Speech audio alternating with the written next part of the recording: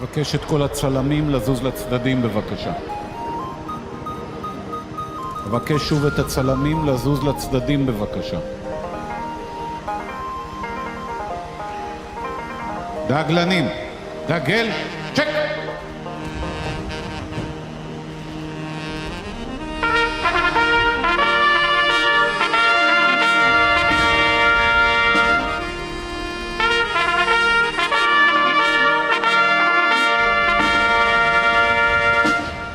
דגלנים, החטף, צ'ק!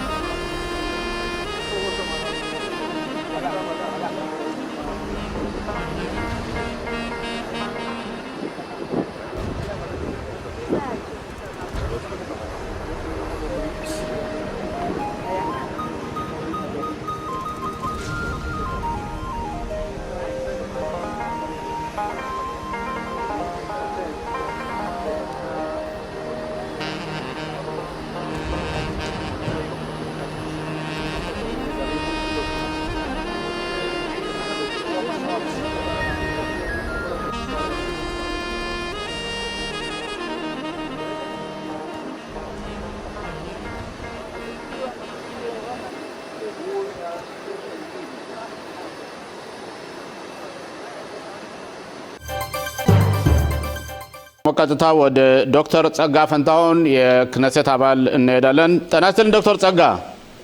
ጤና ይስጥልኝ አቶ ሽሎሞ። ጤና ይስጥልኝ ተመልካቾቻችን እንዲሁም አድማጮች። ዶክተር ጸጋ እንደሁሌውም ፈቃደኛ በመሆንሽ በጣም እናመሰግናለን። ቀጥታ ወደ ፖለቲካ ጥያቄ ነው የምጠይቅሽ። ጸጋ ምን ትላንትና በገንዘብ ሚኒስተሩና በእናንተ መካከል ምን ተፈጠረ? በጣም ጥሩ ጥያቄ ነው የጠየቀው። ትላንትና የነበረው በእውነትም ምልህ ሁሉም ህብረተሰቡም አንተም ሁላችንም እንደምናውቀው በአሁኑ ሰዓት ያለን መንግስት ያሁኑ እንኳን ማለት አንችልም ከ80ዎቹ ዓመተ ምህረት አንስቶ በእስራኤል ሀገር አንድ ወይም ሁለት የፖለቲካ ፓርቲ መንግስት ማቋቋም አይቻልም ባለው ተጨባጭ ሁኔታ ጥምር መንግስት የተለያዩ የፖለቲካ ፓርቲዎች ባንድ ላይ ነው እና በዚህ መንግስታችን ላይ በሊኩድ በሚመራው መንግስት ላይ አባል ከሆኑት መካከል አንዱ በስሞትሪች በገንዘብ ሚኒስትሩ የሚመራው ሀጽዮኑ ታደሲት የተሰኘው የፖለቲካ ፓርቲ ነው። ያላቸው መቀመጫ ወንበር 6 ነው። እኛ 32 ነን። 32 መቀመጫ ወንበር እና የገንዘብ ሚኒስትሩ ብዙ ጊዜ የሚያመጡትኝ ውሳኔ አንዳንድ ነገር እነሱ ማለት ሀጽዮኑ ታደሲት ከኛ በላይ እንደሆኑ ማለት ከሊኩድ የበለጠ መስሎ ይታያል። ጥምሩ መንግስት እንዳይፈርስ እየተባለ እንግዲህ መቻቻል አለ። የነበረ ያለ ጨዋታ ነው። አሁን የነበረው ሁኔታ ግን ከሁሉንም ያስቆጣንኛል። የሊኩዶችን በጣም ያስቆጣው ከውጭ እቃ መግዛትን በተመለከተ ነው። በእርግጥ የኑሮ ውድነትን ለማቃለል የሚል ምሳሌ ነው የሰጡት። ለምሳሌ አንድ ልብስ ወይም ጫማ የተለያዩ ነገሮችን ለመግዛት እስከ $150 ድረስ ግብር ሳይከፈል መግዛት ይቻላል። ይሄን ነው ስሞትሪች። በሌላ መልኩ ግን እንደዚህ በሚሆንበት ሰዓት ትንንሽ ንግዶች የንግድ ተቋማት ይዘጋሉ። ስለዚህ እነዚህ ትንንሽ የንግድ ተቋማት እንከስራለን። እንደውም ግምገማና ጥናቱ እንደሚያሳየው ወደ 13000 የሚሆኑ የንግድ ተቋማት ይዘጋሉ የሚላል እና በዚህ ጉዳይ ላይ ድርድር አድርገን ነበር። በእርግጥ በሌላ መልኩ አቶ ሽሎሞ ታውቀዋለህ የገንዘብ ሚኒስትሩ መብታቸው ነው። የኛን ድምጽ አልባ መመሪያ መስጠትም ይችላሉ ጻፍ የምንለው ነገር ግን ይሄ ነገር እንዳይሆን ለድምጽ በመጣበት ሰዓት ትላንትና ከፍተኛ ውዝግብ ነው የነበር። መጨረሻ ላይ ጠቅላይ ሚኒስትራችንን ያንዳንዱ የሊኩድ ፓርቲ እንደመሰላችሁ ድምጽ ሰጡ የሚል ነበርና በዚህ ምክንያት አብዛኛዎች ድምጽ አልሰጠንም። ማለት መቃወም ወይም ድምጽ አለመስጠት ነበር። ይሄ ነው የነበረው ሂደት። ግን ከመሐከላችሁ ደም አብሮ ተሳትፎ የተቃወመም አለ። ልክ እንደ ዳቪድ ቢታን፣ ዩሊ ኤደልሽቴን፣ ኒር ባርካት እንደዚሁም አቪ ዲክተር ኤሊ አሁን እንዳልኩ ያልደገፈም ገለልተኛም አለ የደገፈም አለ። የተቃወሙት 5 ብቻ ናቸው። ሚኒስትሮች ውስጥ የተቃወመ የለም። የሚገርም ሚኒስትሮች የተቃወመ የለም። በእርግጥ መጀመሪያ ተቃውሟቸውን ቢያሰሙን በድምጽ መስጠት ሂደቱ ላይ ሚኒስትሮች የተቃወመ የለም። በአጠቃላይ የነበረው ስለዚህ እናንተ ያላችሁት እንዴት ነው? ኦፖዚሽን ተቃዋሚ ፓርቲዎች ስራቸውን ስለሚሰሩላችሁ እናንተ በቃ ፈረጠጣችሁ ወጣችሁ ማለት ነው? አይደለም ያደለም። እንዲያውም የጥምር መንግስት አባል የሆነነን መከባበር አለብህ። አይው መከባበር አለብህ፣ መቻቻል አለብህ። ያለዛ ጥምር መንግስት አይኖርህም። 61 የለህም መንግስት ለማዋቀር ያ ነበር። አሁን ያለው ተጨባጭ ሁኔታ በእርግጥ ብዙ ነን 68 ነን። ነገር ግን የጽዮኑ ተደስቲት አንዳንድ የሚያመጡ 52 ተቃዋሚና 25 ደጋፊ ነው የነበረ ዶክተር ጸጋ እኔ ተከታትዬ ነበር። አዎ ነው አንተ ወሰድከው የግራ ክንፎችን ነው። የግራ ክንፎቹም ነገሩን ቢያምኑበትም እኛም መቃወም ስለሆነ የግራ ክንፎች መቃወማቸው ሊያምኑበት ይችላሉ። ለምሳሌ አሁን አንቺ እንዳልሽው እኮ ይሄ ፕሮፖዛል ወይም ሐሳቡ የቀረበው ከውጭ ሀገር እስከ $150 ድረስ አንድ ሰው እቃ ካመጣ በግሉ ጫማም አልባሳትም ከገዛ ማአም አይከፍልም ነው። ማለትም ያ ከሆነ ግን አንዳንድ ለምሳሌ በትንንሽ ሱቆች ካሉ ግን እዚህ ሀገር $150 የሚሸጡት 450 500 ሸቀል ብንበለውና 17% ማአም ይከፍላሉ ማለት ነው ቫት። ስለዚህ እነሱን መጉዳት ነው። እንደዚያ ከሆነ ለምን የግራ ክንፎች ተቃዋሚ ሊሆኑ ይችላሉ? ሪዮት አለማቸውን የሚቃወም ነው ይሄ።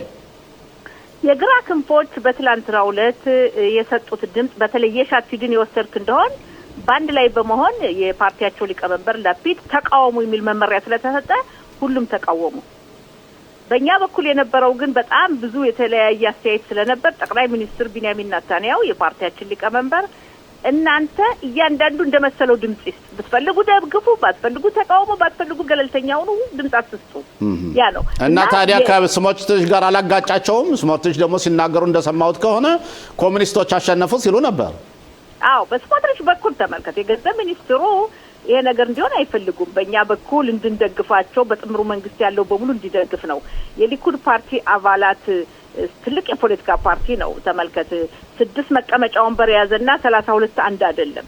ስለዚህ ይሄ ትልቅ የፖለቲካ ፓርቲ አብዛኛው መቃወሙና ድምጽ አለመስጠትም ከመቃወም ቁጥራው አቶ ሽሎሞ እና ያ በመሆኑ እንዲሁም በቤንግብር የሚመራው የፖለቲካ ፓርቲ ኦጽማ ይሁዲትም የፓርቲያቸው ሊቀመንበር ቤንግቪር ምንድነው ያሉት እንደፈለጋችሁ ነው ያሉ የፓርቲያቸውን አባላቶች የፈለገ ይደግፍ ያልፈለገ ይቃወም የሚል ነበርና በአጠቃላይ የነበረው እንጂ እንዲያውም በግራ ክንፎች ከሄድ በአመለካከታቸው በሪዮታ ዓለማቸው ይሄንን መደገፍ ነበረባቸው ግን የፖለቲካ ጨዋታ ስለሆነ አልደገፉም እና ይሄን ያለው ግን ያም ሆኖ አቶ ሽሎሞ ትላንት የነበረው የፖለቲካ ሽኩቻው የፖለቲካ ሁኔታ አንዱ የፖለቲካ ጨዋታ ነው ጥበብ የተሞላበት ነው ግን መጨረሻ ላይ ዙሮ የገንዘብ ሚኒስትሩ እንደገና አዲስ መመሪያ ይሄንን እንደገና ማምጣታቸው አይቀርም ገባኝ ዶክተር ጸጋ ወደ ሌላው አጀንዳ ልውሰድሽና በነገው ዕለት የህንዱ ጠቅላይ ሚኒስትር ሙዲ እስራኤል ሀገር ውስጥ ይፋዊ ጉብኝት ያደርጋሉ ሁለቱ ሀገሮች በእውነት ወዳጅነታቸው የተጠናከረ ነው ሁለቱም የዲሞክራሲ ሀገሮች ናቸው በጠቅላይ ሚኒስትርና በሙዲ መሐከለም ለየት ያለ ወዳጅነትም እንዳለ ይታወቃል ግን በነገው ዕለት እናንተ ክነሴት ሲጠሩ ግን እሳቸውን የሚያስከፋ ነገር ሊታይ ነው ተብሎ ይገመታልና በተለይ የክነሴት ሊቀመንበሩ የሚጫወቱ ፖለቲካልና የህጋዊ ፕሬዝዳንቱን ይስሐቅ አሚትን አይጋብዟቸውም ብሔራዊ ስብሰባ ሲደረግ ሁሉ ጊዜ የሚደረገውን እሳቸውን በመናቅ አሁን ቀደም ሲደረግ እንደነበረውና እስከ መቼ ድረስ ነው ይሄ የመናቅ ሁኔታው የሚቀጥለው ከፍተኛ ፍርድ ቤቱንና በተቋም ማዋረድ አይደለም እንዴ አቶ ሽሎሞ እንግዲህ እንደሚታወቀው ሁሉ የእስራኤል ከፍተኛ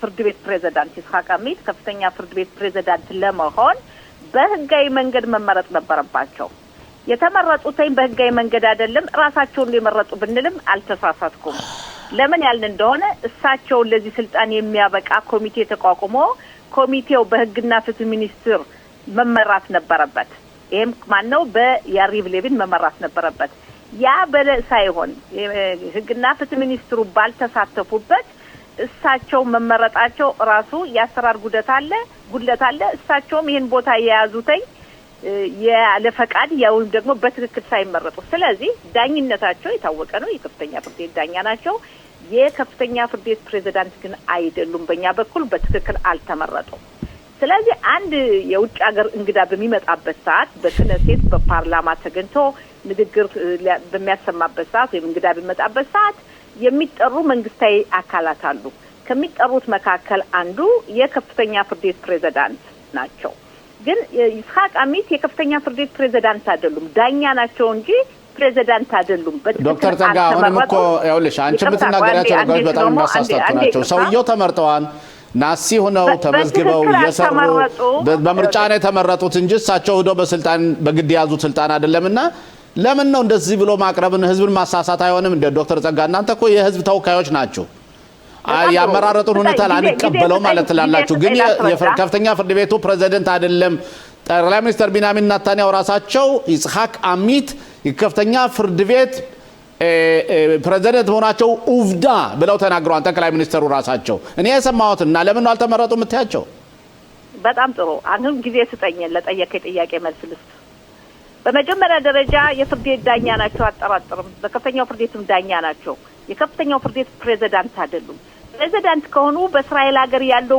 በሙሉ የፍርድ ቤቱ ሁሉ ተወካይ ናቸው አንድ ሰው መመረጥ ከፈለገ ወይም ፕሬዝዳንት ለመሆን የከፍተኛው ፍርድ ቤት በትክክል በኮሚቴ የህግና ፍትህ ሚኒስትር ባሉበት መመረጥ ነበረባቸው ያ ነው ትክክል ጠቅላይ ሚኒስትር ቢንያሚን ኔታንያሁ የተናገሩት በአሁኑ ሰዓት ጠቅላይ ሚኒስትራችን በፍርድ ቤት ጉዳይ ላይ ጣልቃ እንደማይገቡ ታውቃለህ ይሄውም በማይገባ መንገድ እሳቸውን ከስልጣን ለማውረድ ተብሎ የተጠነሰሰው ሴራ ፍርድ ስለሚካሄድ በዚህ ጉዳይ ላይ ጣልቃ አይገቡም ጠቅላይ ሚኒስትራችን ነገር ግን ራሳቸው ይስሐቅ አሚት ፕሬዝዳንት ለመሆን ብቁ ከሆኑና በራሳቸው የሚተማመኑ ከሆነ ሰው ይመርጠኛል የሚሉ ከሆነ በትክክል መንገድ መመረጥ ነበረባቸው ነገር ግን በትክክል መንገድ ሳይመረጡ እሳቸው መሆናቸው በህብረተሰቡ መካከል መከፋፈልን በእስራኤል ዜጋ መካከል ክፍፍልነቱን የበለጠ ያባባሱ ዳኛ ናቸው ስለዚህ በነገው ዕለት ሰባይ ነገ ይመጣሉ የህንዱ መሪ እንግዲህ በዓለም ላይ 1 ቢሊዮን 400 ሚሊዮን ህዝብን የሚመሩ ናቸው ከጠቅላይ ሚኒስትር ኔታንያሁ ጋር ያላቸው ጓደኝነት በጣም ከፍተኛ ነው ስለዚህ ይስሐቅ አሚት በፕሬዝዳንት የከፍተኛው ፍርድ ቤት ሆነው ካልመጡ ካልተጠሩ በቦታው አንገኝም ሲሉ የተቀናቃኝ የፖለቲካ ፓርቲ ሊቀመንበር ያይር ላፒድ መናገራቸው ይሄ በኔ በኩል በጣም ስተት ነው የምለው። ለምንድን ነው ስተት ብትል የውስጥህን ውዝግብ በውስጥህ አስቀረው። የውጭ መሪ በሚመጣበት ሰዓት ልክ ለምሳሌ እኔ የማየው ቤት ውስጥ ግጭት ሊኖር ይችላል። የውጭ እንግዳ ሲመጣ ግን የቤት ውስጥ ግጭት እንደሌለ ሆነ ነው የምትቀርበው አይደለ? ያ መሆን ሲገባው የፖለቲካ ጥቅም የማይረባ ጥቅም ለማግኘትና ለወደፊቱ እንደው ህዝቡ ይመርጠኛል በማለት እንደማይመረጡ እያወቁ ላፒድ ይሄን ማድረጋቸው የመናገራቸው በኔ በኩል ኃላፊነት የጎደለው ህዝቡን ነን አንድ ላይ አቅርቦ ተመልከት። የህንዱ መሪ ደርሰው ከሄዱ በኋላ እኮ እንደገና መጣላትም እኮ ይቻላል፣ አለመግባባትም ይቻላል። ግን የውጭ እንግዳ በሚመጣበት ሰዓት የውጭ እንግዳ ሲመጣ አንድ ላይ ሆነ ማክበርና እኮ ዶክተር ጸጋዬ እኮ በጠቅላይ የውጭ ጠላትን ደግሞ አንድ ላይ ሆኖ መዋጋት ተገቢ ነው። ዶክተር ጸጋ ሁለቱም እኮ ለብሔራዊ ጥቅማችንም ለሀገራችን አስተዳደርም አስፈላጊ ለምን ዶክተር ጸጋ ለሁለቱም አንድ ላይ መቀበል መቻል አለበት። ያውልሽ ሁለቱም የክነስተ አካል ሊቀመንበሩ የተቃዋሚ ፓርቲዎችም የጥምር መንግስት ደጋፊዎችም ሊቀመንበር ነውና ለምን ነው ሚዛናዊ በሆነ መንገድ ክነሰቱን የማይመራው ሰውየው? በትክክል እሳቸው በትክክል ነው የሚመሩት። የስማ የያይር ላፒድ ሁኔታን ስትመለከት በአሁኑ ሰዓት የያይር ላፒድ 24 የመቀመጫ ወንበር አላቸው። በሚቀጥለው 10 እንኳን አያገኙም። ግምገማና ዶክተር ጸጋ አሁን የምናወራው ከምርጫው በኋላ የሚወጣው ሳይሆን አሁን ያሉት 24 አላቸው። 24 እስካላቸው ድረስ 24 እንዳላቸው አድርገን ነው የምናየው። ዶክተር ጸጋ አቶ ሽሎሞ አዳምጠኝ። ለጠየቀኝ ጥያቄ መልስ ሳልሰጥ አንተ የምትመልሰው ከሆነ ከጥያቄ ላይ ጥያቄ የምትመልስ ከሆነ አዝበጥየቃ ሲወጡት አለ ያልቅ ነው። ለጠየቀው ጥያቄ 24 መቀመጫ ወንበር የሻቲድ ለመኖሩ የታወቀ ነው። ኦኬ። ነገር ግን ለሚቀጥለው 24 እንደማያገኝ ያውቁታል። ግምገማና ጥናቱ የሚያሳየው ነው። ስለዚህ ለሚቀጥለው ምርጫ ገና ድምጽ አገኛለሁ ተብሎ ብሔራዊ ጥቅምን አሳልፎ መስጠት አያስፈልግም። ያ ነው ማለት ዛሬ ከኛ ጋር ይተቃቀፉ ወይም ከናታንያው ጋር ወይም ከአሚሮሃና ጋር አንድ ይሁኑ ማለት አይደለም። የሐሳብ ልዩነት መኖሩ ጥሩ ነው።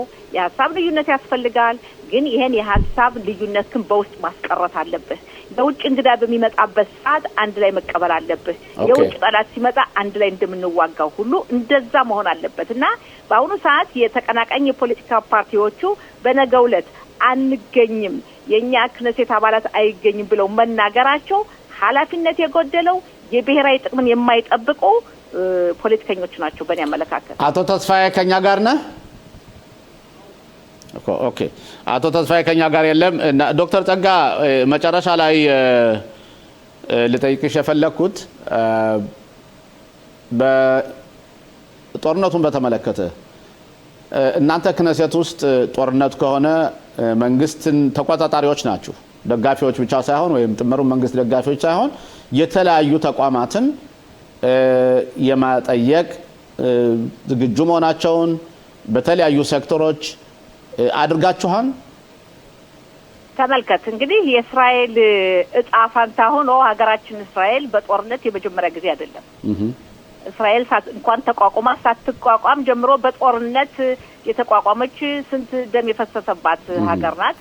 አሁንም ቢሆን ጠላቶቻችን አርፈው አልተቀመጡም። በተለያዩ አጋጣሚዎች እኛን ለማጥፋት ከመሞከር በዚህ ምክንያት ሁሉም የእስራኤል በኩል የደጀን ክፍል ጦሩ ብትሄድ ሌሎችም የመሳሰሉት በጉዳዩ ላይ ሁሉም በየሙያ መስኩ ተዘጋጅቷል። በሚያስፈልግበት ሰዓት እንግዲህ አያድርስና ጦርነት መቼም ጥሩ አይደለም። ጦርነት መጥፎ ነው። ምንም ጦርነት መጨረሻ ማሸነፍ ቢመጣም ጥሩ ስላልሆነ የመጨረሻው ሁኔታ ይሄን አስመልክቶ የሚሰጡ መመሪያዎች ይኖራሉ። በመመሪያዎቹ መሰረት ህብረተሰቡ ዜጋው በሙሉ የሚያስፈልገውን ቦታ ወይም ደግሞ የሚያስፈልገውን ጥንቃቄ ይወስዳል ነው የምለው። ዶክተር ጸጋ በእውነት ስለነበረን ቆይታ በጣም እያመሰገን እኔ ተስፋ የምናደርገው እዚህ ላይ አቶ ሽሎሞ አንድ ደቂቃ ካላችሁ በጣም እሺ አጠር ያለ 50 ደቂቃ 50 ሰከንድ ኦኬ። በትናንትናው ዕለት በክነሴት በጣም አስቆጥቶኝ ንግግር ያሰማሁት የሪፋኤል አዳንን ጉዳይ በተመለከተ የተሰጠው የፍርድ ችሎት በጣም የሚያሳዝን አስቀያሚ ነው። ለምን ያልን እንደሆነ ለቤተሰቦቹ ገጨች የተባለችው ሴትዮ እንግዲህ እናውቃለን ልጅቱ ናት እንጂ እናትየው አይደለችም። የ82 ዓመት እናቲቱ ናት ተብሎ የሆነው 1 አመት ትታሰርና 10,000 ሸቄል ካሳ ትስጥ የሚለው ሁኔታ ይሄ ፍትህ የጎደለው ነው። በጣም የሚያሳዝን ነው። ተስፋ ማደርገው የመንግስት አቃቢ ህጉ ይግባኝ አቅርቦ የበለጠ ቅጣት እንደምትሰጥ ተስፋ አደርጋለሁ። ከዛም በተጨማሪ ሴትየቱ የ82 አመት ሰው 1 አመት ይፈረድ እንጂ እንግዲህ ሴትዮ ምን ያክል በስራት ትቀጣለች የሚለው አነጋጋሪ ነው። ነገር ግን የገንዘቡ ሁኔታ ካሳ የሚለው ሁኔታ በጣም የሚያሳዝን ነው። በጣም አዝኛለሁ። በትላንትናው ዕለት በእውነትም በክነሴት ያሰማሁት ንግግር የመጀመሪያው ይሄ ነው። ዶክተር ጸጋይ በጣም እናመሰግናለን። በእርግጥ የራፋኤል አዳነ ሁኔታ በጣም እኔ ብዩንንም ሰምቼዋለሁ። የተወሰነ ውሳኔ ሴትዮቱም ጭራሽ መንጃ ፈቃድ ለወደፊቱም መንጃ ፈቃዷ ተሰርዟል። ግን የ80 አመት ሰው መንጃ ፈቃድ ተመርሶበት ምን ያደርጋል? 82 ሰው ምን ታደርገዋለች ነው። በጣም ነው የሚያሳዝነው። አሁን አንቺ እንዳልሽው ለችም ተስፋ የምናደርገው ይግባኝ ተጠይቆ በይግባዩ ምናልባት ውሳኔው ሌላ ሊሆን ይችላል። ተስፋ እናደርግ። ለማንኛውም ላደረግነው ቆይታ በጣም እናመሰግናለን። ዶክተር ጸጋይ ደህና ሁኚ። ጤና ይስጥልኝ። ያላችሁበት ሁኔታ እንዴት ነው? ዛሬ ክነሴት ውስጥ ስብሰባ ነበራችሁ። 2 አይነት ስብሰባዎች ነበሩ። አንዱ ይፋዊ ስብሰባ፣ አንዱ ደግሞ ምስጢራዊ ስብሰባ ነበርና እንዴት ነው ነገሩ? እሺ፣ አመሰግናለሁ አቶ ሶሎሞ። ያው እንግዲህ ስብሰባው ተካሂዷል። ከሌላ ጊዜ የተለየው በጣም ብዙ ሰዎች መጥተዋል። ነጮችም ብዙ ተቀላቅለውና የክነሴት አባላቶችም መጥተዋል። አዎ። ግን የነበረው ብዙ ጥያቄ ባለያና ክሊጣ የፒርሱን በጀት ሁሉ ካምፔን ያደርጋሉ ተብሎ ተጠብቆ ነበር። ለዛሬ በግልም ተነግሮን ነበረ። የለሃብም ተወካይ የህግ ባለሙያ መጣለች። ፖሊሶችም እንደዚሁ ኢየሩሳሌም የጠፉ ልጆች ዋና ኃላፊ መጥተዋል። ሌሎችም መጥተዋል። ብዙ የኛም ሀማቴውም ብዙ ሰዎች ሄደዋል። ሌላው የተለየ በጣም ብዙ ሰው የነበረበት ጊዜ ነው ዛሬ። ግን አንድም መልስ የለም። ያው ለሃብ ጥሩ እየሰሩ ነው እንግዲህ የሚናገሩት። ገና የ2 አመት ወደ ኋላ ምን ታልፏል ምን እያሉ ብዙ መንገዶችን እያረግን ነው፣ ግልጽ ማድረግ አንችልም ነው የሚሉት። እንግዲህ በግልጽ ስብሰባ የሚስጥራዊ ስብሰባውን እኛ ስላልገባን አላወቅንም። አንተ ያለ ስሜት ከሁሌው ከነበረው ብዙ ተሳትፋችኋል። በጣም ብዙ ቀናቶችም ተሳትፎ ተደርጎ ነበርና የዛሬውን ቀን ለየት ያደረገው ይችላልና ተስፋ የሚሰጥ ነው ብላ የምታስባቸው ነገሮች ምንድን ናቸው? ዛሬ ሌላው የተለየው ምንድነው? ከዚያ ከዲውኑ ከኛ ከወጣን በኋላ ሌላ የሆነ ህግ የሚያወጡት ስብሰባ ቦታ ነበረ። እዚያ ቦታ ላይ ሄደን ጮታችንን በጣም እንደዚህ እንደ ሀቲፎሞቹ ሃይማኖት አጥፋ ተጠልፋ ነው ምናምን ብለን በዛም ብዙ ነጮችም ተቀላቅለውን ጮህን። ያ ጮታችንን ሰምተው የክነሴት አባላቶችም ነጮችም ሁሉ ስለ ሃይማኖት ንግግር አድርገዋል።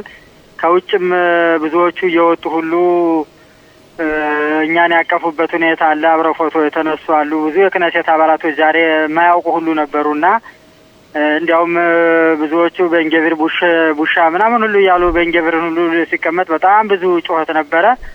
በጣም ብዙ ሰውና ቀጥታ ስርጭት ስለነበረ ከእስከ ዛሬው በተለየ ሁኔታ ነው ለህብረተሰቡ ተዳርሷል የሚለው። እዚህ መካከል ብዙ ጊዜ አሁን እየተሳተፉ ያሉት የእናንተ ቢጫ ልብሶችን እየለበሱ ያው ከስንትኑ እያየን ነውና አንዳንድ የኛ አክቲቪስቶችም አሉ እና እንደ ይጽሐቅ የሚባል ሲናገር እየሰማሁት ነውና ሌሎችም እና እነሱስ ምንድነው የተናገሩት? በተለይ ከእናንተ ጎን ሆነው ብዙ ግፊት የሚያደርጉ ወጣቶች አሉና እነሱ ምንድነው የሚሉት? ያው እነሱ ስብሰባው ወደዚያኛው ህግ ወደሚመጣበት ለህር ነው ብሎ ሰብሳቢው በሚልበት ሰዓት ላይ ሁሉም የነበሩ ወጣቶች ከማቴውም ከሌላውም እነዚህ ያያናውም ሁሉ ነበሩ። እነሱ ሁሉ አንድ የጮታቸውን አሰምተው የኛም ድምጽ መሰማት አለበት ሁሉ ጊዜ ፍላጎታችንን ውስጣችንን አልተናገርንም ብለው በሚጮሁበት ሰዓት ሰብሳቢው ያው ቆም ብሎ እንደገና የተወሰኑትን የሰማበት ሁኔታ ነው ያለውና በአጠቃላይ ከሌላው ጊዜ የተለየና ብዙ ነጮች የተሳተፉበት ብዙ ህብረተሰብ ያወቀበት ብዙ የክነሴት አባላቶች ሁሉ ወጥተው ጉዳዩን እንከታተላለን ቤኒ ጋንስ ሌሎችም ምን ብዙ ማላቃቸው እነሱ ሁሉ ተሰባስበው በቃ ጉዳዩን ትኩረት አድርገን እንሰጣለን ሻባክ እንዲገባም ጥረት እናደርጋለን። እንዲያውም አንድ ያናገርኩም አናግሬያለሁም ያለን አለ ቤኒ ጋንስ ሁሉ አናግሬያለሁ ሻባክን ኃላፊ ብሎናል። ኦኬ አይቻው ከመስመር ላይ አለ። አሎ ሽለሞ እንዴት ብለሃል? ተመልካቾቻችን ጤና ይስጥልኝ። አይቼው እስቲ አንተም ተሳትፎህንና ሀሳብክንም እንደዚሁ ለአቶ ተስፋዬ የምጠይቀው ጥያቄ ካለ። አመሰግናለሁ። በቅድሚያ አቶ ተስፋዬ በእርግጥ አቶ ተስፋዬ እንደሚናገረው ዛሬ በሱ ምልከታ ለየት ያለ ነገር ነው። እኔ እንደምመለከተው ግን ምንም ብዙም ለውጥ የተገኘበት ነገር የለም። አዳዲስ ነገር የመጣበት ነገር የለም። በሃይማኖት ጉዳይ አዲስ ነገር አልተሰራም። ክኔሴት እንኳን በነበሩበት ሰዓትም የፓርላማ አባላቶችም እንኳን መጥተው የጠየቁት ነው ከነሱ እኛም ከጎናችሁ ነን ብለው የተናገሩ እንደው ቤኒ ጋንትዝ ብቻ ናቸው እንዳለ መረጃ ቤኒ ጋንትዝ ብቻ ናቸው መጥተው እዛ ከነሱ ጋር አብረው የተሳተፉና ያው ያለውንም ቀደም ሲል አቶ ተስፋዬ የተናገሩን ቃል የተናገሩትኝ እና ነገሩ በቂ አይደለም። ይሄ በቂ አይደለም። በእርግጥ እንቅስቃሴው ጥሩ ነው። በእርግጥ እንቅስቃሴው እንት ነው። በእኛ በራሳችንም ቢሆን አንዳንዴም እኛም ይሄን የማናደርግበት ምክንያት አለ። በእንደዚህ አይነት ሰልፍ ሰዓት የምንሳተፍከው ቢሆን ድምጣችን ከፍሎ ቢሰማ የተጠለፉት እስራኤላውያኖች ሲመለሱ የነበረውን ጫጫታ የነበረውን ራሽ የነበረውን ሰላማዊ ሰልፍ ሁሉ እኛ አይተነዋል። ግን የአቅምም ጉዳይ ይመስለኛል አንዳንዴ በእኛ ላይ ብዙም ትኩረት እየተሰጠበትኝም አይደለም።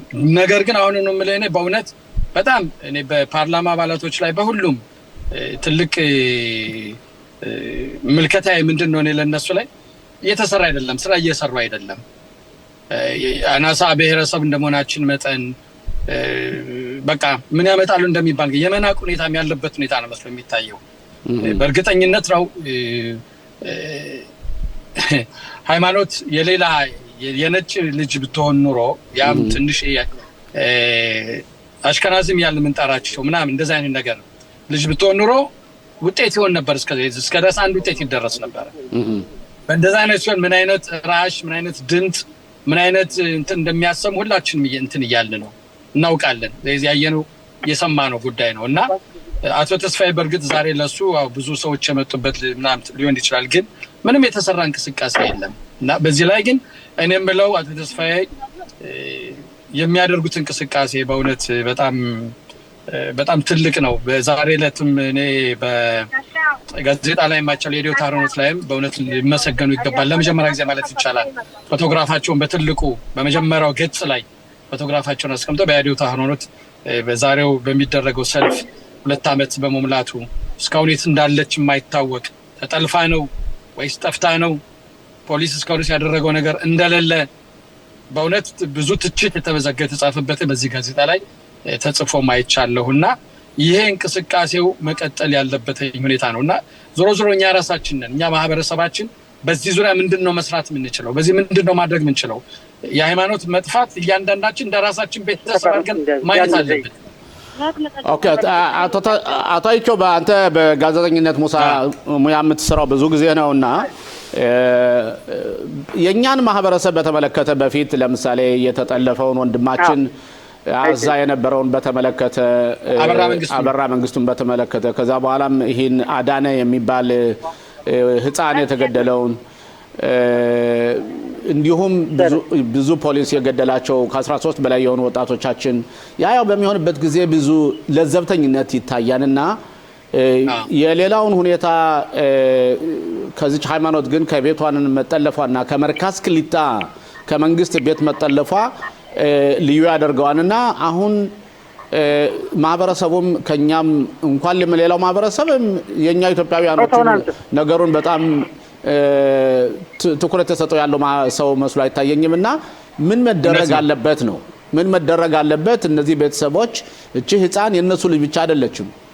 ምን መደረግ አለበት? በብሔራዊ አመለካከትና ብሔራዊ ስራ እንዲሰራ ማለት ነው። አይውልህ አንደኛ እኔ ምን አለ መሰለ ቤተሰቡ ሃይማኖት ከተጠለፈችበት ጊዜ ጀምሮ የሚያደርጉት ጥረት የሚያደርጉት ድካም የሚያወጡት ወጪ ኃይል እነሱን ለመርዳትም የሚመጡ የተሰሩ ሰዎች ናቸው። የሚመጡትም በእውነት ኮሚቴ ተቋቋማለ። ይሄ በወጣቶች ዘንድ ብዙ እየተንቀሳቀሰ ያለ የሚሰራ አለ። እንደነሱ ቢሆን ኖሮ እስካሁን ድረስ ሃይማኖት መፍትሄ ይገኛት የምትመጣ ነበር። ነገር ግን እንደ ማህበረሰብ ስንጠይቀው ግን እኛም ይሄ ነገር የራሳችን እየጎዳን የሚመጣ ሁኔታ ነው። ለአንዴና ለመጨረሻ ጊዜ የራሳችን አቋም ማጠናከር ሊኖርብን ይገባል። ምክንያቱም ይሄን ነገር የሃይማኖት ቤተሰቦች ብቻ ችግር ነው ለመተው የለብንም። ቅድም ሲጠቅሰዋለኝ አታቸው የምትጠይቀው ጥያቄ ካለ አቶ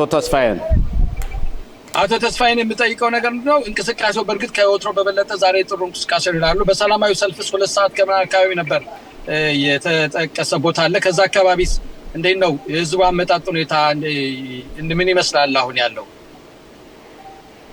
እሺ አመሰግናለሁ ሻለቃቸው። ገና አሁን ወደ ህዝቡ እየሄድን ነው። እዚያ ከከነሴቱ ወጥተን አልደረስንም። የሰውን እንትን ብዛቱን ምን ያህል ይምጣ አላየነውም። ገና በመንገድ ላይ ነን እየሄድን። የህንዱ ፕሬዚዳንት ይመጣል ስለተባለ እየጠበቅን ነበር። ይቆያል ስለተባለ ሄደናል ወደታች። አዎ አጋጣሚ ሆኖ ዛሬ መምጣት ማልቻልኩም። እኔም ያው አሁን መኪና ውስጥ ቁጭ ብዬ ማናገርም ተጠባባቂ ወታደሮች ሚሊዮን ነው ያለውት። ለዛ ነው መጣው እንጂ ዘገባ እንደባለፈውም አደረግ ነበር። ግን ሚሊዮን ላይ ስላለውኝ አሁን ብዙም ስላልተመቸን ያልመጣሁት። ለማንኛውም እንቅስቃሴያችሁን በእውነት እግዚአብሔር መጨረሻ ውሳኔ እሱ መጣ በሰላም እፎ የሚባልበትን ጊዜ ያምጣልን እንጂ በእውነት እንደናንተ እንቅስቃሴ በቃ እናንተ ሁሉን ነገር እያደረጋችሁ ነው። ግን እንደ ማህበረሰብ እንደ ህዝቡ ግን በጣም ብዙ ይቀረናል። እውነት ነው። እሺ እኔ ጥያቄ የለኝም ለአቶ ተስፋዬ። ከዚህ ውጪ አቶ ተስፋዬ በዛሬው ዕለት ከተናገሩት የአንዳንድ የክነሰት አባላቶችና ሚኒስትሮች የነበሩም ከዛም ደግሞ አንዳንድ የክነሰት አባላቶች ቤንግቪርን ወቅሰውታል ብለህ ነበር እና ለምን ምንድነው የተፈጠረው? ምንድነው የተባለው እዛ ላይ? ያው ማለት 2 አመት በሙሉ ሲሞላት አንተ ዝም ብለህ ነው የምታየው፣ አንተ ቡሻ እንደዛ ምናምን ያለው በብራይስ ብዙን አላውቀውም እንደዚያ እያሉ ነው። ብዙ ግን የክነሰት አባላቶች አንሰምተው ወደ 9-10 የሚሆኑ መጥተው ሴቶችም ወንዶችም ከውጭ ላይ ወጥተው አቅፈውና አይዟችሁ ከዚህ በኋላ እኛ እንሳተፋለን ብለው ተመልሰው ገቡ። ኦኬ ከበፊት ከነበሩት ተሳታፊዎች ክነሰት አባል ተጨማሪ ክነሰት አባል አዲሶችም የመጡ አሉ ብለኛልና ስማቸውን ትጠቅሰዋለህ ወይስ እነማን ናቸው? በእውነት ስማቸውን እኔ ብዙ አላውቃቸውም። ጮት ላይ ምንም ስለነበረ ብዙም ሰው ስለነበረ ግን ሴቶችም ወንዶችም ዶክተር ጸጋም አብራ መጣ እነዚህ የክነሰት አባላቶች ናቸው ብላን መጥተው ሴቶችም ባለቤቴን አቅፈው እኔንም አቅፈው አይዟችሁ ከጎናችሁ ነን ከዚህ በኋላ ሁሉም የተጠለፉ ስለተመለሱ ሃይማኖት ናት የቀራችሁ ድምጽ እንሆናለን በእግዚአብሔር እርዳታ ብለው ነው ወደ ህግ የሚያጠርቁበት ነበር። ቶሎ ብለው ወደዚያ የገቡት እና እዚህ ላይ አቶ ተስፋዬ አንድ ጥያቄ መጠየቅ ፈልገው ለምራሴ እሺ አሁን የሃይማኖት ጉዳይ ተጠልፋለች ነው ወይስ ወቅና ተሰጥቷት ተጠልፋለች ብለው ወይስ ጠፋች በሚለው ነው እስካሁን ድረስ ያለው? ዛሬም አንድ ጥያቄያችን ዛሬም ይሄ ነው። ጠፍታለች የሚለው ወደ ተጠልፋለች መቀየር አለበት ነው ያልነው። ሰብሳቢውም ይሄን ነገር እሱም ለምኗል። እንግዲህ ለሀቦች ገና ለሀብ 40 ሻሎች ይሄን ነገር ገና አልቀየርንም፣ መልስም አልሰጡም፣ አልተቀየረም እስካሁን ድረስ። እሺ ኦኬ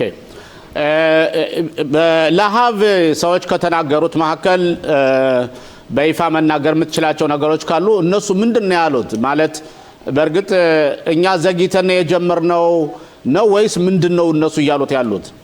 አዎ ዘግይተን የጀመርነው አሁን ገና የ2 አመቱን ራሱ ምን ተሰርቷል ምን ታልፏል የሚለውን ነገር እየመረመርን ነው። ገና ይሄ ነው ያልነው ነገር የለም። ግን ብዙ ማንናገራቸው ወደችንም ስራ እየሰራን ነው ብለዋል። በሚስጥሩ ስብሰባ ላይ የተናገሩት የነበረ መሰለኝ። ግን በግልጽ መናገር አንችልም ነው ያሉት። ገባኝ። አዎ አቶ ሸሞ እዚህ ላይ አሁን ለሀብ 40 ሻሎች የ2 አመት ፖሊስ የወሰደውን ያካሄደውን ምርመራ ያደረገውን የደረሰበትን ነገር በሙሉ በዚች በአጭር ጊዜ ውስጥ ማውጣትና መድረስ የማይችሉበት አቅም የለውም። ለዚህ ጊዜ ሊወስድ ይችላል። ነገር ግን አሁን ካሁን በኋላ ያለው ሂደት ካሁን በኋላ የሚደረገው ሂደት ትንሽ የተሻለ ውጤት ያመጣል ብዬ እኔም እንደው ትንሽ ተስፋ አለኝ በዚህ በለሀብ 40 ሻሎች በሚያደርገው ምርመራ። ተስፋ ልናረጋለን። ተስፋ አለ ከሌላው የተለየ። አሁን የተወሰኑ ሰዎች የሃይማኖትን ቲክ ብቻ ይዘው እንዲሰሩ ዛሬ አንዱ ያሳወቁት የሃይማኖትን ቲክ ብቻ ይዘው የሚሰሩ የተወሰኑ ሰዎች የተመደባሉ በለሀብ ሌላ ስራ የላቸውም። ይሄን ብቻ ተመድበው የሚሰሩ እንዳሉ ነግረውናል። ኦኬ ይሄም አንድ ጥሩ ትልቅ ትልቅ መልእክት ነው። ይሄም በእውነት ለዚህ ምርመራ ብቻ ተብሎ ሰው ከተመደበም ይሄም አንድ ራሱ ትልቅ ወደፊት የሚያራምድ ጉዳይ ነው ብዬ ነው የማስበው። አዎ ተስፋዬ ማለት እንደው ድሮ የነበረው ከፖሊስ ይሄ ይሻላል። አንድ ስንጠይቅ የነበረው የእሷን መዝገብ ብቻ ይዞ የእሷን ቲክ ብቻ ይዞ የሚሰራ ያስፈልጋል ነበር ስንል የነበረው። ሻባክ ይሄር ነው የዛሬ ጥያቄያችን። እንግዲህ ሻባክ እስካሁን አልተፈቀደም። ተከታታይ ብዙ ስራ መሰራት አለበት ጠቅላይ ሚኒስትሩ እንዲፈቅዱ። ለጊዜው ግን ያው ያለው ሁኔታ ይሄ ነው። አሁን የእናንተ የወደፊቱ እቅዳችሁ የማህበራዊ ጫናውና ፖለቲከኞችን ጫና የማድረግ እቅዱስ ምንድን ነው? እሱን አሁን ወደ ስብሰባውም ወደ ሰዎች እየተቀላቀልኩ ነው። ጊዜም የለም አሁን። ከዚህ በኋላ ከ2 ዓመት በኋላ የምናደርገውን እንግዲህ ወደፊት ነው የምናሳውቀው። የተለየ ነገር ብቻ ለማድረግ እያሰብን ነው። አሙታውን ካጠናከርን በኋላ ብዙ ወጪዎችን እያወጣን ብዙ የተለዩ ነገሮችን ለማድረግ ያው ኮሚቴው ጋር የሚወያይ ነው። ኦኬ። እና በኢየሩሳሌም የሚሰሙት ፕሮግራም ካሉ ምናልባት በቅርቡ ይምጡ።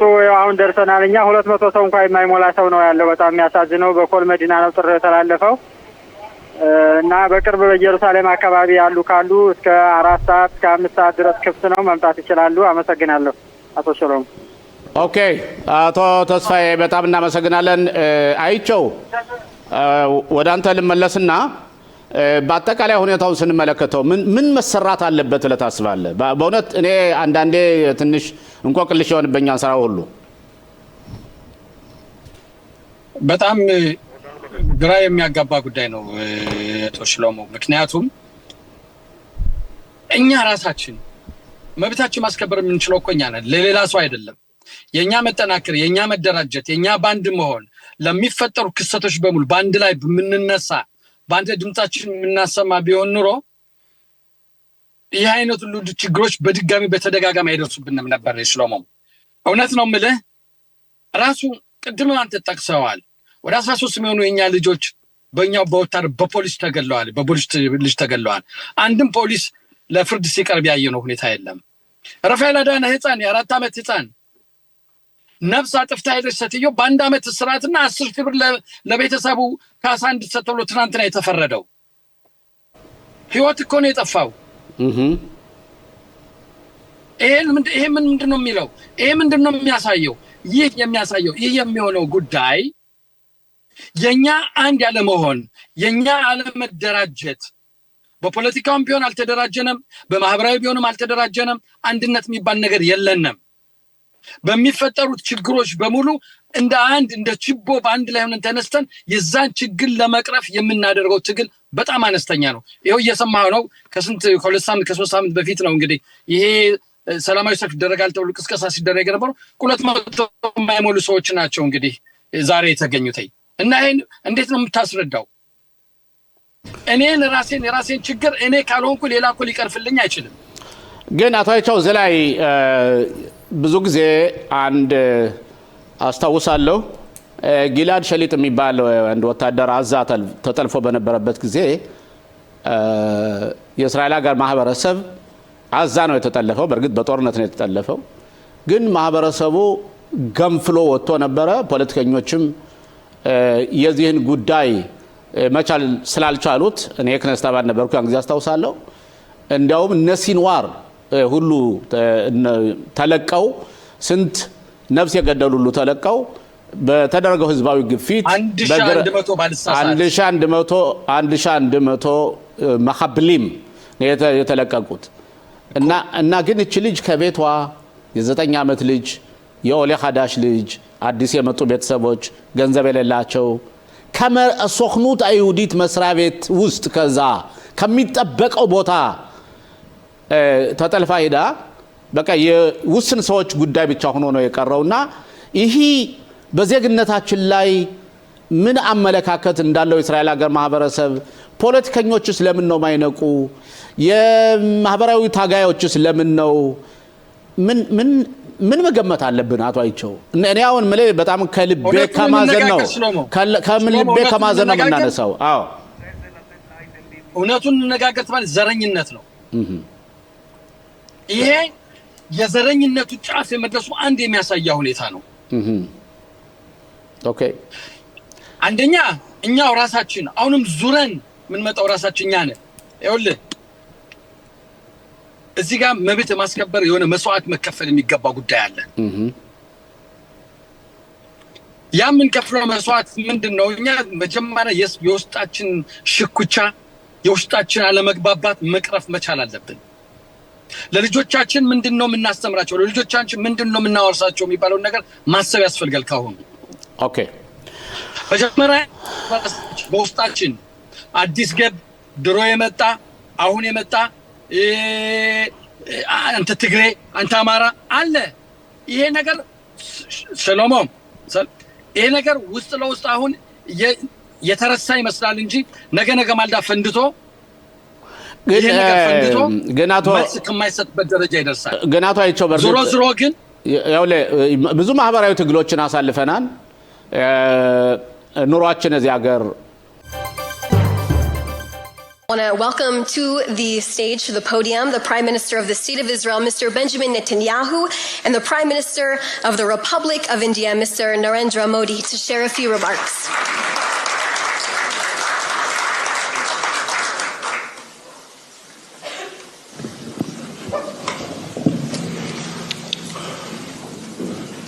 This is an amazing visit,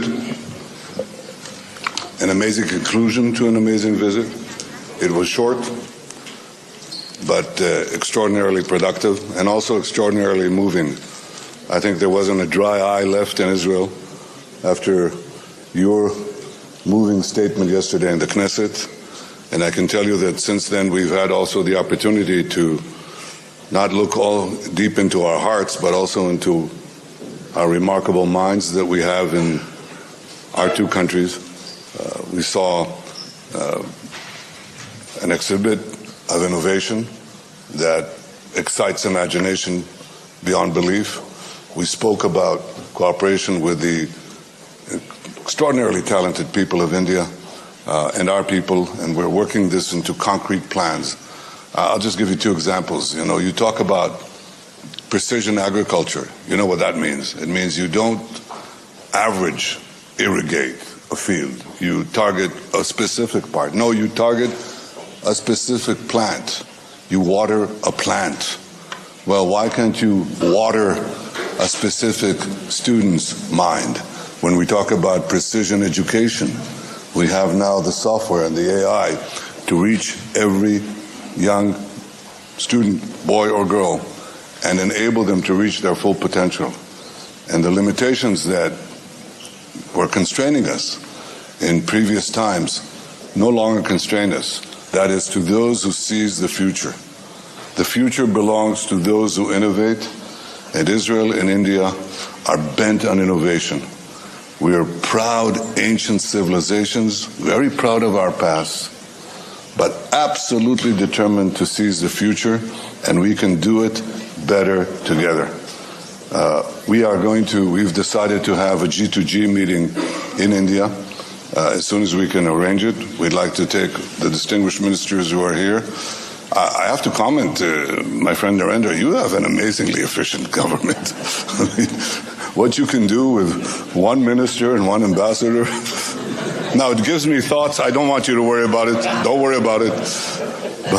But in fact, we know that the meeting of minds and hearts that we've had here will also continue in this remarkable G2G that is long overdue and will create an even greater boost to the enormous benefits that we can bring to each other and I think to humanity at large.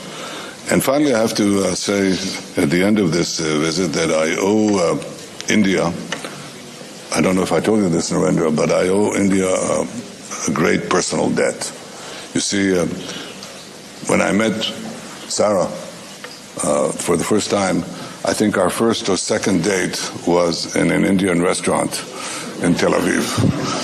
It was Rina Pashkarna. And I have to tell you, there is no question. First of all, the food was unbelievable. And Sarah was introduced to it for the first time, so it was a great first date, not only with the food, the date was excellent too. So obviously I'm indebted to you as are my children, and I want to tell you how deeply and from the heart we feel both our personal friendship and the friendship between our governments and our peoples, and may this continue and flourish and strengthen, as I'm sure it will as a result of this visit. Thank you, Narendra, and thank you all. Thank you.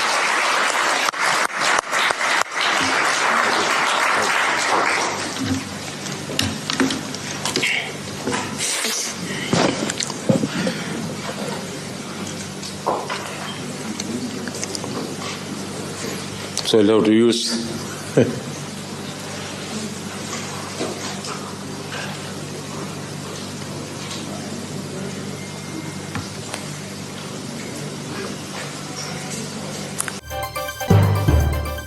ሁንም ጸሎታችን ምኞታችን ህፃን ሃይማኖት እንግዲህ ወደ ቤቷ እንድትመለስ ነው። ቤተሰቦቿም እግዚአብሔር አቅሙን ይስጣችሁ እንላለን። ከናንተ ጋር ነን። አይቸው ከኔ ጋር ነን። ይቅርታ አንተ አሁን ባለበት ደረጃ ያው እንግዲህ በተጠባባቂ ሻለቃ አይቸው ልበል ከይቅርታ ጋር ኮሎኔል መኮንን ተስፋ ልጠይቃቸው የነበረውን እንግዲህ ወደ አንተ ላስተላልፍ ነው። አንደኛ ነገር በእውነት እስራኤል ጥቃቱን ትጀምር በኢራን የሚለው አንዳንድ በአገር ውስጥ በእስራኤል ሀገር ወታደራዊ ተንታኞች እንደሚሉት የጦርነቱ ስልት ለየት ያለ ነው። አሜሪካ ምንም ጦሯን በዚህ በመካከለኛው ምስራቅ ብትሰበስብም እስራኤልም ከፍተኛ ደረጃ ራሷን ብታዘጋጅም ስልቱ ለየት ባለ መልኩ እንደውም ድንገት ባሳለፍነው ጦርነት የሞሳድ ተዋጊዎች በተለያዩ ነገሮች አድርገዋል እና በዛ ላይ ሊጠነቀቅ ይችላል የሚል አንዳንድ ተንታኞች ምንጮችን ያወጡ ነው እና በዚህ ጉዳይ ላይ ምን ትላለህ? አመሰግናለሁ። በድጋሚ ተስፋዬ እስራኤል እጇ በጣም ረጅም ነው። ይህንም አይተነዋል በ12 ቀን ጦርነት ውስጥ ምን አይነት እንዳመጣች እንዳልከውም አሜሪካ ምንም ኃይሏን ብዙ ብታሰባስብም የአካባቢውን ጸባይ ምንድነው የሚባል የሀገሩን ሰርዶ በአገሩ በሬ የሚባል አባባል አለና የመካከለኛውን ምስራቅ ጉዳይ ደግሞ እንደ እስራኤል ተንትኖና ፈትፍቶ ሁሉን ነገር ማያቅ ሌላ ኃያል መከላከያ የለም። ስለዚህ እንዳውም እስራኤል ለአሜሪካ መረጃ ሰጣለች፣ ብዙ መረጃ ያሰራጨችበት የሰጠችበት እድል አለና እኔ እንዳውም እስራኤል ተጀምሯለች በሚለው ሁኔታ እኔ ብዙም መስሎም አይታየኝም። ምክንያቱም እስራኤል ከጀመረችው ጦርነቱን ምናልባት እንደ ሌላ ሁኔታ አሜሪካ ራሷ እንግዲህ ካሉት ከፋርስ ባህረ ሰላጤ ሀገራት ወዳጅ ሀገሮቿ ጋር ካሉት ጋር ከነሱ በሚያደርሱባት ተጽዕኖ እነ ቱርክ እነ ግብጽም ሆነች ራሷ ዮርዳኖስ ሁሉ የሚያደርጉት ተጽዕኖ ለመከላከል ሲባል በዚህ ልትጠቀም እንደሆነ አላቅም።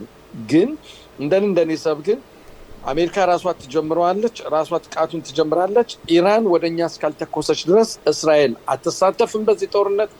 ነገር ግን ያለ እስራኤል ተሳትፎ ደግሞ ይሄ ሁኔታ ተፈላጊውን ግብና ኢላማ ሊመታ ይችላል ብዬ አላስብም። ምክንያቱም እንዳልኩ ቀደም ብዬ የእስራኤል አንተም ጠቅሰዋል ካሁን በፊትም ያየነው ጉዳይ ነው። ብዙ የመረጃ ክፍሎች የሞሳድ ሰራተኞች ብዙ ውስጥ ለውስጥ እዛ እየሰሩ የሚገኙበት ሁኔታ አለና ቅድም አሁን ውስጥ ለውስጥ ምን አስታወስኩኝ የአውሮፓ ሀገራት ውስጥ ለውስጥ የሚባል ነገር በውስጥ ለውስጥ ጦርነቱ ይደግፋሉ፣ በአደባባይ ላይ ግን ሲያወግዙ ይሰማል የሚባል ነገር ይሄ ተገቢ አይደለም።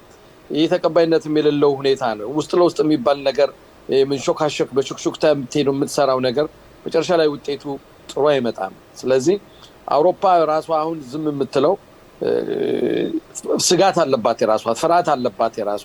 ምክንያቱም በስደተኞች ብዛት ባለችው እስልምና ሃይማኖት ተከታዮች ስደተኞች የተጥለቀለቀችና እነኛም የሚያደርጉት የሚያካሂዱት እንደው ጸረ እስራኤል እንቅስቃሴ ሲያደርጉም የምናየው ከፍተኛ ሰላማዊ ሰልፍ እዛ ሀገሪቱን እንዴት አድርጎ ጸጥ እንደማያደርጓት ስለተመለከቱ ነው።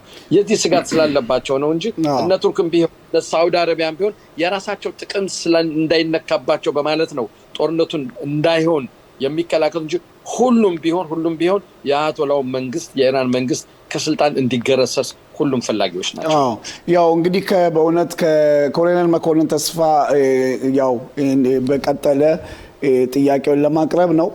ካንተ ጋር ልወያይ የፈለኩት በእውነት የህፃን ሃይማኖት ጉዳይን ባስመለከተ በትላንትናው ዕለት እንግዲህ እኔ ኢየሩሳሌም ተገኝቼ በክኔሴት ውይይት ተደርጓል። በውይይቱ ላይ በጣም ከሚገርመውና ከሚያሳዝነው ሁኔታ ውይይቱ መጀመር የነበረበት 10 ሰዓት ነበር። ከዛ ወደ 10 ሰዓት ተኩል አስተላለፉት። በ10 ሰዓት ተኩል ውይይቱ ተጀመረ። ከዛ 11 ሰዓት ማለቅ ነበረበት። ይሄ ማለት እንግዲህ የፖሊስ ወኪል መናገር ነበረበት። የአሊያና ክሊታ ማለት እንግዲህ የአዲስ ገቢዎች ቢሮ ኃላፊ መነጋገር ነበረበት። ለኛ እንግዲህ ለነበርነው እዛና ደግሞ የሃይማኖት ወላጆችም እንደዚሁ ድምጻቸውን ማሰማት ነበረባቸው። የግዴታ ጊዜ አልነበረም። ባለው አጭር ሰዓት ውስጥ ነው ይሄ ነገር የተደረገው። እኛ ያደረግነው ምንድነው? እኛ ጊዜም ይኑር አይኑር መናገር አለብን፣ ያሰብነው መናገር አለብን በማለት እንግዲህ እዛ ድምጻችንን አሰምተናል። ሁኔታው ይሄ እንግዲህ ይሄ ውይይት 15ኛው ነው በክፍት ውይይት ሲሆን የዝግ ደግሞ ሌላ አለ። በጠቅላላ ወደ 23 የሚሆኑ ውይይቶች የህፃን ሃይማኖትን ባስመለከተ ተነግሯል። ከዛም በኋላ እንደዚሁ ሰላማዊ ሰልፉ ይህን ነገር ስታየው በእውነት በማህበራዊ ኑሯችን ውስጥ ባለው ሁኔታ እንግዲህ የህፃን ወላጆች ጥሪ አቅርበዋል። በሰላማዊ ሰልፉ ላይ ግን ያየናቸው ቅሬታ እንደውም ራቅ ያሉትን ብቻ ሳይሆን እዛው ኢየሩሳሌም ነዋሪዎች፣ የቤት ሸሜሽ ነዋሪዎች፣ የተለያየ አካባቢ ነዋሪዎች በዚህ ሰዓት ላይ ወገን በፈለገው ሰዓት ላይ አልተገኙም። በዚህ ጉዳይ ላይ ምን ትላላችሁ? እጅግ በጣም ያሳዝናል። እጅግ በጣም ነው ማዝነው። የኔ ካልሆነች የሚል ሁኔታ የሄደ ነው። ስለዚህ እውነት እኔ የምለው ነገር አንድ ነገር ምንም ላለ መሰለ አስቀድመን ነጮችን ጥፋተኛ ከማድረጋችን በፊት እኛ ራሳችን ጠይቅ። እኛ ራሳችን በራሳችን ማስተዳደር ካልቻል፣ ራሳችን ለራሳችን መቆም ካልቻል የሱ ነው የሷ ነው እየተባልን ጣት እየጠቆምን ወይም ደግሞ ቤት ውስጥ ቁጭ ብለን ከንፈራችን እየመጠጥን ቁጭ ምንል ከሆነ ነገ ማለት አይነት ችግሩ በየቤታችን ያንኳኳል። አንድነታችን መጠናከር ሲገባው በእንደዚህ አይነት ሰላማዊ ሰልፍ ላይ በቂ ህዝብ መገኘት ሲገባው አልተገኘም። በዚህ ብቻም ሳይሆን ሁሌም የምናገረው ነው። የቀሩት ወገኖቻችን እንዲመጡም ሰላማዊ ሰልፍ ጥሪ ሲደረግ የሚመጣ ሰው የለም። እንደዚህ አይነት ችግር ተፈጥሮ እቺን የመሰለች ህፃን ልጅ በ2 ዓመት ውስጥ መዳረሻዋ ጠፍቶ አፋልጉን፣ እርዱን፣ ጠይቁን ሲባል ማህበረሰቡ ኑ ከጎናችን ቁም ሲባል ማህበረሰባችን ማይነሳ እኮ እንዴ የእናንተ ማህበረሰብ የእናንተ ዜጎች ወጣው ድምጽ ያላሰሙ ከእናንተ ጋር እኛን ምን አርጉት ልናላችሁ ሊልኮ ይችላሉ ሌሎችም። እና ይሄ ነገር መቀየር አለበት። እስከመቼ ነው ቁጭ የምንለው? ለምንድን ነው ጆሮ ዳባ ልበስ ምን ሆነው? ቀጥል። ይቅርታ። እንደዚህ አይነት ነገሮች ሲመጡ የኔ ብዬ ዝም ማለት የለብኝ። የኛ ነው፣ የሁላችንም ነው። ሃይማኖት የሁላችንም እህት ነች፣ የሁላችንም ልጅ ነች። መውጣት አለብን፣ ድምጻችን ማሰማት አለብን። አንድነታችን ካላጠናከርን ሌላ ብዙ ነገሮች ወደፊት ሊደረጉ የሚችሉ ነገሮችንም እኮ በዛ ላይም መድሎ የሚሰራበት ሁኔታ ይመጣል። አሁን በትልቅ ደረጃ መድሎ ነው ያለው። እስራኤል ሀገር በመድሎ ነው ያለው እኮ። እንኳንስ አሁን ወቅቱ ግራና ቀኝ ወይም ብሎ በተከፋፈለበትና የሁለቱ መካከል ትልቅ ክፍተት በተፈጠረበት ሰዓት ይቅርና ደህና ነው በተባለበት ሰዓት እንኳን መድሎ ከፍተኛ ነው። ስለዚህ ይሄን ነገር ደግሞ የሃይማኖትን ጉዳይ ተጠልፋለች የሚባለውን እስከምትባል ድረስ ምክንያቱም ተጠለፈችና ጠፋች በሚለው ልዩነቱ ትልቅ ልዩነት አለ። አንተም ታውቀዋለህ፣ አድማጮቻችንም ያውቁታል። ምክንያቱም ጠፋች ከተባለው በራሷ በግሏ ያልተመቻት ነገር ኖሮ ያልሆናት ነገር ኖሮ ደብዳቤ ጽፋም ከቤተሰብ ጋር ተጣልታም አንድ ነገር ነው የሆነ ሰበብ ፈጥራ የምትሄድ ነው። እቺ ግን ካለችበት ከምትኖርበትን ከመጀመሪያ ኪሎ መርከስ ሊታያል የምንጠራው የመጀመሪያ አዲስ ገቢዎች የሚጠለሉበት መጠለያ ቦታ ከዛ ነው ተጠልፋ የሄደችው። ታዲያ ለምንድን ነው ይሄ አጠያያቂ የሚሆነው? ተጠልፋለች ነው እንጂ ጠፋች የሚባለው ለምንድን ነው? ይጠፋች የት ነው እንጂ እቺ ህፃን እኮ ነች። የት ነው የምትጠፋው? ወላጆቿ ተነጥቃ የት ነው የምትሄደው? በጣም ይሄ እኮ ትልቅ ይሄ በአንድ ማህበረሰብ ላይ የሚደረግ ንቀት እኮ ነው። ሲንቁን እኛም አዎ ልክ ናችሁ እያልናቸው ነው። የናቁን ነው አዎ ናቁን እያልናቸው ነው። እኛ እጅ እየሰጠን ነው። ልክ ናችሁ እያልናቸው ነው። በዚህ ሁኔታ ሃይማኖትን ልናገኛት እንችላለን። የሃይማኖት መዳረሻ ልናውቅ እንችላለን። ብዙ ህጻናቶች ብዙ ሰዎች እኮ በሀገር እስራኤል ውስጥ መዳረሻቸው ጠፍቶ እስከዛሬ ድረስ የጠፉ እኮ አሉ። ምንም ማንነታቸው ይሄ የሆነበት ምክንያት አናሳ ብሔረሰብ ድምፅ ስለሌላቸው፣ ኃይል ስለሌላቸው፣ ገንዘብ ስለሌላቸው ተደማጭነታቸው አነስተኛ ነው።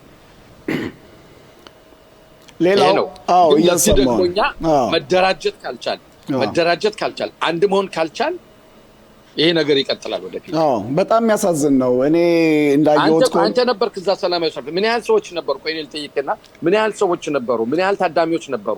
ነጮችን ተዋቸው፣ አበሻ እርግጠኛ ነኝ በኋላ ላይ ትንሽ ገፋ እያለ የመጣ ጊዜ ከ150 በላይ አይሆኑም ብዬ ነው የምገምተው። በዛ ላይም ብዙዎቹ ወጣቶች እስከ 25 ዓመት ያሉ ወጣቶች ናቸው። ይሄ ማለት ጥሩ ነው። ሌላው መብትን ለማስከበር ቋንቋ፣ ባህል የሚለው ነገር የለም። ይቺ ልጅ ጠፍታለች። ቤተሰብ ወላጅ ጥሪ አቅርቧል። ዛሬ እኔ ጋ ነው፣ ነገ ሃይማኖት ደግሞ ይቺ ህፃን ከነበረችበት ስትጠበቅ የነበረችበት ቦታ ላይ ነው እንግዲህ ተጠልፋ የሄደችው እና ያሉበት ሁኔታ በጣም የሚያስጨንቅ ነው። ወደ አቶ መምህር ሮቤል መሸሻ አልፋን ነው። ጤና ይስጥልኝ መምህር ሮቤል።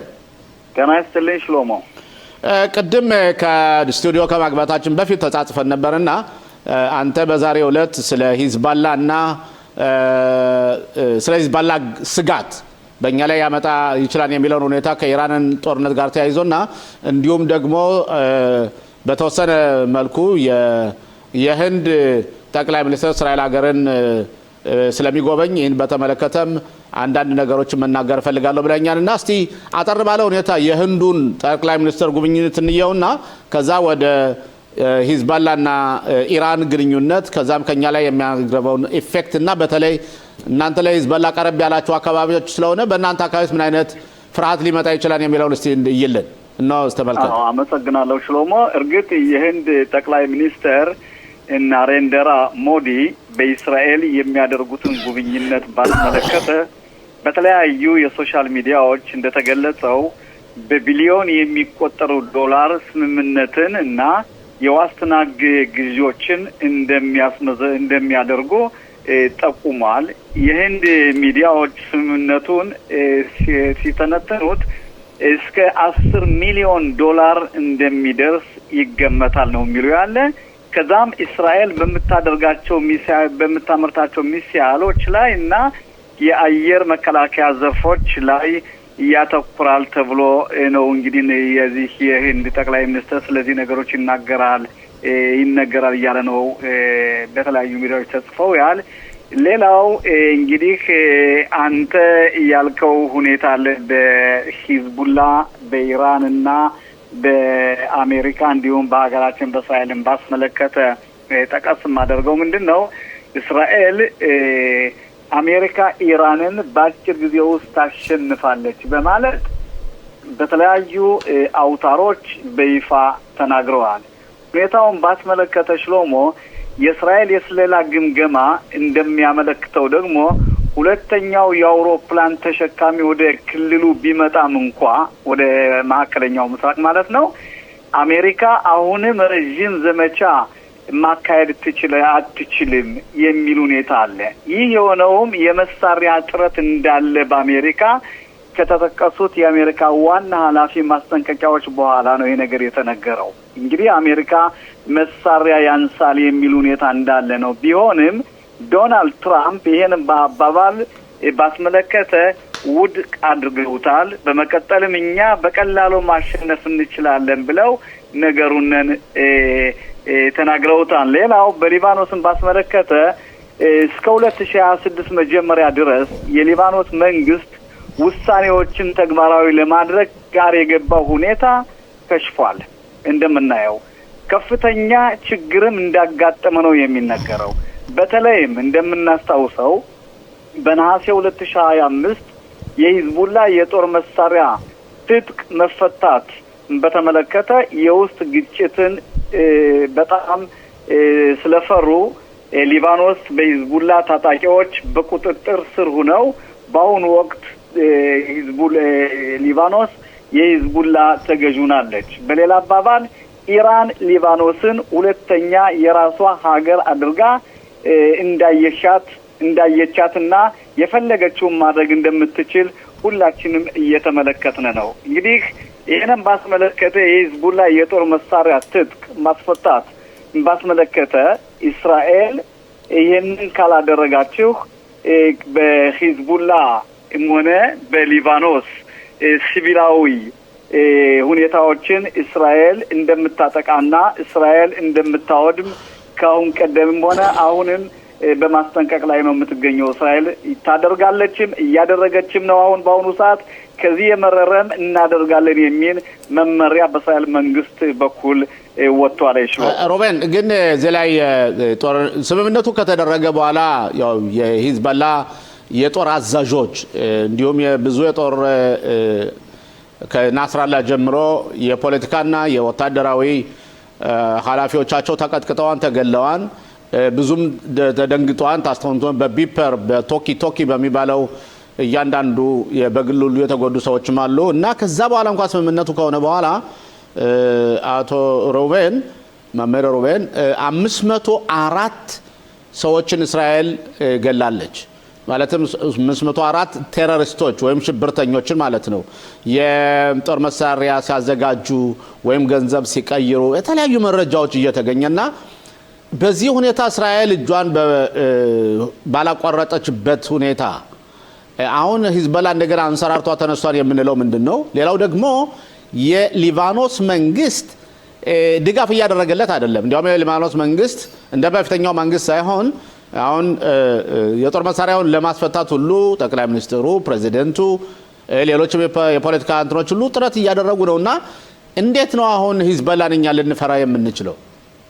አንደኛ በአሁኑ ወቅት ያለው ምንድነው? እስራኤል በሂዝቡላ ላይ አሁን የምታደርገው እርምጃ ቅድም እንደጠቀስከው ቢሆን ወደ 500 ቴሮሪስቶች ሽብር ፈጣሪዎች እስራኤል ስትገል ሂዝቡላ እጁን አጣጥፎ የተቀመጠ ይመስላል። ሂዝቡላ የሚጠብቀው ሁኔታ አለ። በሂዝቡላ የሚጠብቀው ሁኔታ ምንድነው? በአሜሪካ በኢራን ላይ ጥቃት ብትፈጽም እንደሚነገረው በአሁኑ ወቅት ለእኛም ፀሐይ ወጣልን። እስራኤልን እንግዲህ በመካከለኛው ምስራቅ እንደምንሰማው ከሆነ የአረብ ሀገሮችም ኳታርም፣ ቱርኪያም፣ ሌሎች የአረብ ሀገሮችም እንዲያውም በምዕራብ የአውሮፓ ያሉ ሀገራትም ቢሆን በመካከለኛው ምስራቅ የተስፋፋ ጦርነት ይከፈታል፣ ሁሉን የሚነጋ ጦርነት ይከፈታል የሚለውን ነው እንግዲህ ሂዝቡላ የሚጠባበቅ በአሁኑ ወቅት። ስለዚህ ነው እንግዲህ ሂዝቡላ በእስራኤል ላይ በአሁኑ ወቅት እርምጃ እጥፍ ወይንም ደግሞ መልስ መልሳለሁ የሚለውን ነገር የተቆጠረው ይሄ መስሎ ነው የሚታየው በአሁኑ ሰዓት። ስለዚህ አሁን ያለው ሁኔታ ምንድን ነው? የሂዝቡላ ሽብር ፈጣሪ በአሁኑ ወቅት ከጥጥቁም አይፈታም፣ መፍታትም አይችልም ሊባኖን። ከዛ ውጭም ደግሞ ያለው ሁኔታ ምንድን ነው ሽሎሞ? የሊባኖስ መንግስት የሚለው ሀሳብ አለ። የሂዝቡላን መሳሪያ ለማስፈታት ብንጥርም የወንድማማች ግጭትና ውጊያ በእኛ ይፈጠራል። ስለዚህ ሊባኖስ ትንኮታኮታለች በወንድማማች ጦርነት የሚለው ሁኔታ በሁለቱ በኩልም ሆነ በሊባኖስ መንግስት ግን እዚህ ላይ አቶ ሩቤን የራሷ ሲያርባት የሰው ታማ ስላለች ይባላል እና ይህ ሊባኖስ ውስጥ እንደዚህ አይነት ሁኔታ ያለ እዛው ከቤታቸው ውስጥ እሳቱ እየተቃጠለ እየነደደ እርስ በራሳቸው ኢኮኖሚያቸው የላሸቀ ሆኖ ሂዝቦላ የኢራን የነፃ አውጪ ድርጅት ሆኖ መቆሙ እና መጨረሻ ላይ ወደኛ አፈሙዝ ቢያቀርብና ቢተኩስ የሊባኖስ ውስጥ እስራኤል ጉዳት ብታደርግ አጥፊው ማን ሊሆን ነው? ይኸውልህ አንደኛ ጥሩ አባባል ነው የተናገርከው ነገር። በምናይበት ጊዜ አሁን ዋናው አድራሻው ማን ነው ብለን በምንጠይቅበት ጊዜ ኢራን ናት አድራሻዋ። ስለዚህ ያለው ሁኔታ ምንድነው? እስራኤል አሁን ፎኩስ የምታደርገው ቤት ላይ ነው። አሜሪካ በኢራን ላይ ማጥቃትን ከፈጸመች እስራኤልም ቢሆን ለአሜሪካ ጎን ትቆማለች። ምናልባት አሜሪካ አቶ ብሮ እኔ ጠየቁ ጥያቄ እዛው ሊባኖስ ውስጥ ያለውን ቴንሽን ነው። ማለትም የሊባኖስ ህዝብ ማለት ነው ለምን ነው እስራኤል ለምሳሌ የእሷ ቅጣት ብትቀጣ ሊባኖስን ወይም ሂዝቦላን የሊባኖስ ህዝብ ሂዝቦላን አጥፊ ማድረግ አለበት እንጂ ለምን ወደኛ እጁን ወይም አጥፊ ሊሆን ይችላል ነው ጥያቄ። ይኸውልህ እኔም እኮ ደግሜ የምነግርህ ምንድነው የእጅ አዙር ጦርነት እኮ ነው ያለ አሁን በምናይበት ጊዜ ሊባኖስ ብለን በምናይበት ሊባኖስ ደካማ ናት፣ በኢኮኖሚ ተንኮታኩታለች። ከዛ ውስጥም ሂዝቡላ አለ። በሂዝቡላ በእጅ አዙር ጦርነት በእስራኤል ላይ ሂዝቡላ አሁን ኢራን የምታደርገው ሁኔታ እኮ ነው አሁን ያለው ሁኔታ። ስለዚህ ኢራንን ከሂዝቡላና ከሊባኖስ መነጠል አይቻልም በአሁኑ ሰዓት።